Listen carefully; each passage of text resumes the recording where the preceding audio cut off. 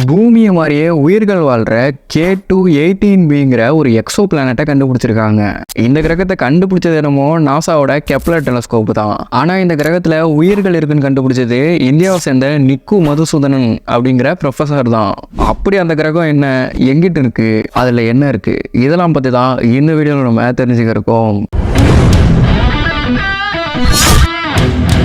First இந்த K2-18bங்கிற ஸ்டார்ல உயிர்கள் இருக்கான்னு தெரிஞ்சுக்கிறதுக்கு முன்னாடி இது முதல்ல எங்க இருக்குன்னு தெரியணும். இது நம்ம சோலார் சிஸ்டத்துக்கு வெளியில இருக்கிற நிறைய நட்சத்திர கூட்டங்கள்ல ஒண்ணுதான் சிம்மம்ங்கிற ஒரு நட்சத்திர கூட்டம். இதுக்குள்ள இருக்கிற ஒரு சேப்பு ஸ்டார் தான் K2-18ங்கிற ஸ்டார். இதை சுத்தி வர கிரகங்கள்ல ஒண்ணுதான் இந்த K2-18bங்கிற பிளானட். அதாவது இது நம்ம பூமியிலேருந்து 124 ஒளியாண்டுகள் தொலைவுல இருக்கு. இதனாலேதான் இது நார்மலான மகனுக்கு தெரியறது இல்ல, ஒன்லி டெலஸ்கோப் மட்டும்தான். இந்த K2-18bங்கிற இந்த கிரகத்தை நாசா 2015 அவங்களோட ஸ்பேஸ் டெலஸ்கோப்ஸ்ல ஒன்னான கெப்லருங்கிற ஸ்பேஸ் டெலஸ்கோப் மூலமா டிரான்சிஸ்ட்ங்கிற மெத்தட் மூலமா கண்டுபிடிச்சாங்க. அதான் அந்த பெரிய ஸ்டாரை அந்த கிரகம் கிராஸ் பண்ணி போறப்ப அதோட பிரைட்னஸ் வச்சு கண்டுபிடிப்பாங்களே, அதே டிரான்சிஸ்ட் மெத்தட் தான். அது மட்டும் இல்ல நண்பர்களே, இந்த கெப்லர் ஸ்பேஸ் டெலஸ்கோப்போட K2ங்கிற ஒரு மிஷன் மூலமா கண்டுபிடிக்கப்பட்ட முதல் கிரகமும் இதுதான். K2-18ங்கிறது ஸ்டார் மட்டும்தான், K2-18bங்கிறது தான் அதை சுத்தி வர கிரகம். அது மாதிரி அந்த K2 மிஷன்ல ஃபர்ஸ்ட் கண்டுபிடிக்கப்பட்ட பிளானட்டும் இதுதான். இந்த ஸ்டாரோட ரெண்டாவது கிரகமா கண்டுபிடிச்சது தான் K2-18c. ஆனா இதை பத்தி பெருசா எந்த டீட்டெயிலும் இல்லையா, ஏன்னா அது அந்த டிரான்சிஸ்ட்ங்கிற அந்த குறுக்க போறதே நடக்க மாட்டேங்குதான். அதனால இதை பத்தி பெரிய டீட்டெயில் இல்லைன்ட்டாங்க. சரி, K2-18bக்கு வரும். இந்த கிரகம் பூமியோட அளவோட மறந்துட்டா பார்த்துட்டு வரேன் 2.6 மடங்கு பெருசாம். இந்த கிரகத்தோட மாசுங்கிறது பூமியோட அளவோட 8.6 மடங்கு அதிகமான மாசுல இருக்கும். அதனாலதான் இந்த கிரகத்தை சப் நெப்டியூன் இல்லாட்டி மினி நெப்டியூன்னு சொல்லுவாங்களாம்.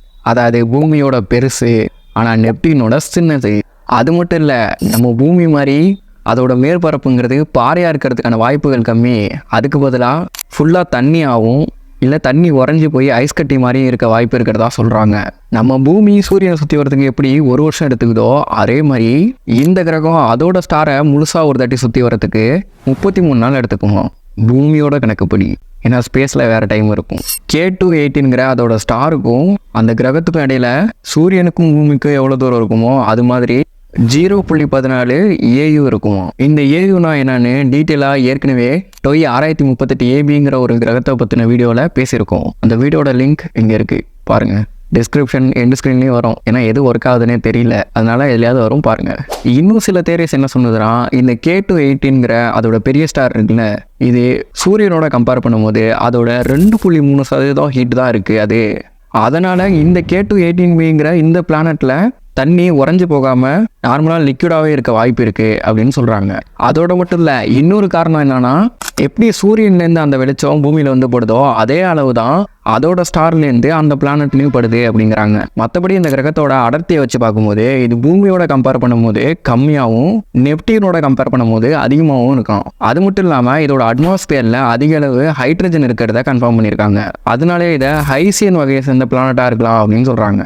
அது ஒன்றும் இல்லை நண்பர்களே, ஹைட்ரஜன் ப்ளஸ் ஓஷன் இது ரெண்டும் சேர்த்தா ஹைசியன். அதாவது ஹைட்ரஜன் அட்மாஸ்பியரையும் கடலையும் இருக்கிற ஒரு கிரகத்தை இப்படி சொல்லுவாங்க. இந்த ஹைசியன்கிற டைப்பை சேர்ந்த வேற எக்ஸோ பிளானட் இருக்கான்னு கேட்டால் இருக்கு, அதை லாஸ்ட்ல சொல்றேன். அந்த கிரகத்தை கண்டுபிடிச்சதுலேருந்தே நாசா அவரோட பவர் டெலஸ்கோப்ஸான JWSTங்கிற ஜேம்ஸ் வெப் டெலஸ்கோப்பையும் ஹபிள் டெலஸ்கோப் இதெல்லாம் வச்சு அதை இதுவரையும் கண்காணிச்சுட்டு தான் இருக்காங்க.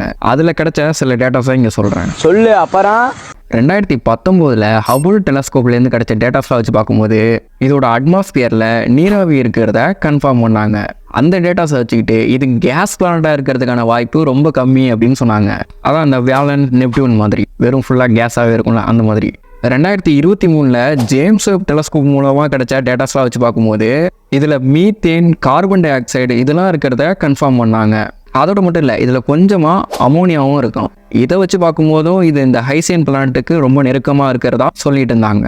அதுக்கப்புறம் தான் இப்போ 2025 யூனிவர்சிட்டி ஆஃப் கேம்பிரிட்ஜில் ப்ரொஃபஸராக ஒர்க் பண்ணுற நம்ம இந்தியாவை சேர்ந்த நிக்கு மதுசூதனன் அப்படிங்கிறோட ஒரு டீம் இதில் DMSங்கிற டைமெத்தில் சல்ஃபைடு இருக்கிறத கண்டுபிடிச்சிருக்காங்க. அந்த டேட்டாஸ்ல வச்சு பார்க்கும்போது DMS மட்டும் இல்லை, DMDSங்கிற டைமெத்தில் டிஸ்சல்ஃபைடும் இருக்கிறதுக்கான வாய்ப்பு இருக்கிறதாகவும் சொல்லப்படுது. டைமெத்தில் சல்ஃபைடா என்ன அவ்வளோ முக்கியமான கெமிக்கலா அது அப்படின்ட்டு போய் பார்த்தா இது பூமியில் கடலுக்கு அடியில் இருக்கிற சின்ன சின்ன உயிரினங்களால் ரிலீஸ் பண்ணுற ஒரு கேஸா. இந்த மாதிரி அந்த டிஎம்எஸ் அங்கேயும் ரிலீஸ் ஆகுறதுனால அங்கேயும் உயிர்கள் இருக்கிறதுக்கான வாய்ப்பு அதிகம்னு அவங்க சொல்கிறாங்க. அதோட மட்டும் இல்லை, பூமியோட அளவை விட அந்த கிரகத்தில் டிஎம்எஸோட அளவு ரொம்ப அதிகமாக ரிலீஸ் ஆகுதுன்னு சொல்கிறாங்க. இந்த ஹைசியன் பிளானட்டுங்கிற அந்த தேரியை நம்புற சயின்டிஸ்ட்லாம் என்ன சொல்கிறாங்கன்னா, இந்த கிரகம் ஃபுல்லாக கடலாகவும் மேலே ஹைட்ரஜன் இருக்கிறது, மீத்தேன், கார்பன் டை ஆக்சைட்லாம் வச்சு பார்க்கும்போது இதில் உயிரினங்கள் இருக்க வாய்ப்பு இருக்குது. அந்த உயிர்களால் இந்த டிஎம்எஸ் ப்ரொடியூஸ் பண்ணவும் வாய்ப்பு இருக்குது அப்படின்னு நம்புகிறாங்க. ஆனால் இந்த ஹைசியன் பிளானட்டுங்கிற கான்செப்டே ஒரு ஹைப்போதேசிஸ் தானா. ஆனால் இன்னும் சில மற்ற சயின்டிஸ்ட்லாம் என்ன சொல்கிறாங்கன்னா, இந்த K2-18b வந்து ஒரு மினி நெப்டியூன் தான். அதாவது இதோட நிலப்பரப்பு தண்ணியாவோ இல்லை பாறையாவோ இருக்காது, ஃபுல்லாக திக்கான கேஸ்னால உருவாகிருப்போம். இதில் உயிர்கள் வாழலாம் வாய்ப்பு இல்லை. அதனாலலாம் இந்த டிஎம்எஸ் ஒன்றும் வரல. எரிமலைகள் இல்லை, எரிமலைகள் மாதிரி வேற ஆக்டிவிட்டீஸ்னால இந்த டிஎம்எஸ் ரிலீஸ் ஆகிறதுக்கான வாய்ப்புகள் இருக்கு. அப்படிதான் இந்த டிஎம்எஸ் ரிலீஸ் ஆக அங்கே வாய்ப்பு இருக்கு அப்படின்னு சொல்றாங்க. அதே மாதிரி இன்னும் சில ரிசர்ச்சர்ஸ் என்ன சொல்றாங்கன்னா, வால் நட்சத்திரங்கள்ல கூட தான் இந்த டைமெத்தில் சல்ஃபைட்ல சில இதில் கண்டுபிடிச்சிருக்காங்களாம். ஆனால் அதுலலாம் உயிர்கள் வாழ்றதுக்கான வாய்ப்புகள் சுத்தமா இல்லை. அந்த மாதிரி இதுவும் ஃபேக்காக இருக்க வாய்ப்புகள் அதிகம்னு சொல்றாங்க. அது மட்டும் இல்லாமல் இதை வீனஸ் பாஸ்பைன் கதை இருக்குல்ல, அதை வேற கம்பேர் பண்ணுறாங்க. அது என்ன கதைனா, வெள்ளி கிரகத்தில் முன்னாடி பாஸ்பைன் இருக்கிறதா கண்டுபிடிச்சிருந்தாங்க. அது கலர் இல்லாத ஒரு ஆபத்தான கேஸ் தானா. அதோட வாசனை பூண்டு, அழுகி போன மீன் அந்த மாதிரி இருக்குமோ. இந்த கேஸ் வெள்ளி கிரகத்தில் இருக்கிறதா கண்டுபிடிச்சிருந்தாங்க. அப்படி இந்த கேஸ் எதுலேருந்து வரும்னா, சதுப்பு நிலம், கழிவு நீர், அதுக்கப்புறம் இந்த விலங்குகளோட குடல்லலாம் ஆக்சிஜன் கம்மியாகிறதுனால பை ப்ராடக்டாக இந்த பாஸ்பைன் ப்ரொடியூஸ் ஆகுமா. இதெல்லாம் வச்சு தான் வெள்ளி கிரகத்திலையும் உயிர்கள் இருக்க வாய்ப்பு இருக்கிறதா முன்னாடி சொல்லியிருந்தாங்களாம். அதுக்கப்புறம் அடுத்தடுத்து பண்ண ரிசர்ச்லாம் அங்கே உயிர்கள் இல்லை அப்படிங்கிறத கன்ஃபார்ம் பண்ணியிருந்தாங்க. அது மாதிரி தான் இந்த கதை ஆக போகுதுன்னு சில சயின்டிஸ்ட் சொல்கிறாங்களாம். அது என்னவோ உண்மைதான் நண்பர்களே. 124 ஒளியாண்டுகள் தொலைவில் இருக்கிற ஒரு கிரகம் கன்ஃபார்ம் இப்படி தான் இருக்குன்னு சொல்கிறது கொஞ்சம் கஷ்டம் தான். கிட்டக்கே இருந்ததுனால ஏதாவது ப்ரோக்லாம் அனுப்பி டெஸ்ட் பண்ணிடுவாங்க. அவ்வளோ தூரம் இருக்கிறதுனால அதை போய் டேரெக்டாக இமேஜ் எடுக்கவும் முடியாது. இந்த மாதிரி ஹை ரெசல்யூஷன் ஸ்பேஸ் டெலஸ்கோப்லாம் யூஸ் பண்ணி தானே எடுக்க முடியும். இதை வச்சு டேட்டா சொல்லும் போது ஒவ்வொரு சயின்டிஸ்ட்டும் ஒரு மாதிரி சொல்கிறாங்க போல. அப்புறம் இன்னொரு மேட்டர் என்ன தெரியுமா, இது டைட்டில் லாக்கிங்கிற மெத்தடில் இருக்க வாய்ப்பு இருக்கிறதாகவும் சொல்கிறாங்க. அது ஒன்றும் இல்லை நண்பர்களே, இந்த நிலா ஒரு சைடு வெளிச்சமாகவும் ஒரு சைடு இருட்டாகவும் எப்போதும் அதே மாதிரி தானே சுற்றி வருது. அதே மாதிரி அந்த கிரகமும் அதோட ஸ்டாரை ஒன் சைடாகவே சுற்றி வர வாய்ப்பு இருக்கிறதா சொல்லப்படுது. அப்படி இருந்தால் அதோட ஒன் சைடு ஃபுல்லாக எப்போதும் சூடாகவுமே இன்னொரு சைடு ஃபுல்லாக ஐஸ் கட்டி மாதிரி உறைஞ்சிருக்க வாய்ப்பு இருக்கிறதாகவும் சொல்கிறாங்க. அது மட்டும் இல்லை நண்பர்களே, அது சுற்றி வர அந்த K2-18ங்கிற அந்த ரெட் ஸ்டார் இருக்குல்ல, இதுங்க எப்போ விட்டாலும் படார்னு வெடிச்சிருமோ. அப்படி வெடிக்கிறதுனால இந்த கிரகத்தோட அட்மாஸ்பியர் எப்போ வேணாலும் பாதிக்கப்படும் அப்படின்னு சொல்கிறாங்க. இந்த மாதிரி கிரகத்தெல்லாம் ஜேம்ஸ் வெப் டெலஸ்கோப் வச்சு தான் கண்காணிச்சிட்டு இருக்காங்க. இந்த மாதிரி கண்காணிக்கிறதுனால ஜேம்ஸ் வெப்னால இன்னும் எந்த அளவுக்கு கெப்பாசிட்டியில் கண்காணிக்க முடியும். அதுக்கப்புறம் ஃபியூச்சரில் இந்த மாதிரி டெலஸ்கோப்லாம் அனுப்பும்போது இந்த டிஎம்எஸ்ங்கிற டைமெத்தில் சல்ஃபைடை பற்றி தனியாக ரிசர்ச் பண்ணுறதுக்காண்டியே சில டிவைஸ்லாம் வச்சு அனுப்பலாம். அதுக்காக டிவைஸ்லாம் அப்டேட் பண்ணலாம், மாடிஃபை பண்ணலான்னு தான் இந்த மாதிரி கிரகங்களை கவனிச்சுட்டு இருக்காங்க. மற்ற ரிசர்ச்சர்ஸ் இந்த K2-18bங்கிற இந்த கிரகத்தை இன்னொரு ஹைசின் கிரகமான TOI-270dங்கிற ஒரு கிரகத்தோட கம்பேர் பண்ணிட்டு இருக்காங்க. எதுக்காகனா, உயிர்கள் இல்லாமே இந்த டிஎம்எஸ் ரிலீஸ் ஆகும் அப்படிங்கிறத ப்ரூவ் பண்ணுறதுக்காண்டியும். இதுக்கப்புறம் மதுசூதனன் அவங்களோட டீமும் இதை 5 சிக்மா கான்ஃபிடன்ஸ் அப்படிங்கிற அந்த லெவலுக்கு இதை ப்ரூவ் பண்ண இருக்காங்களாம்.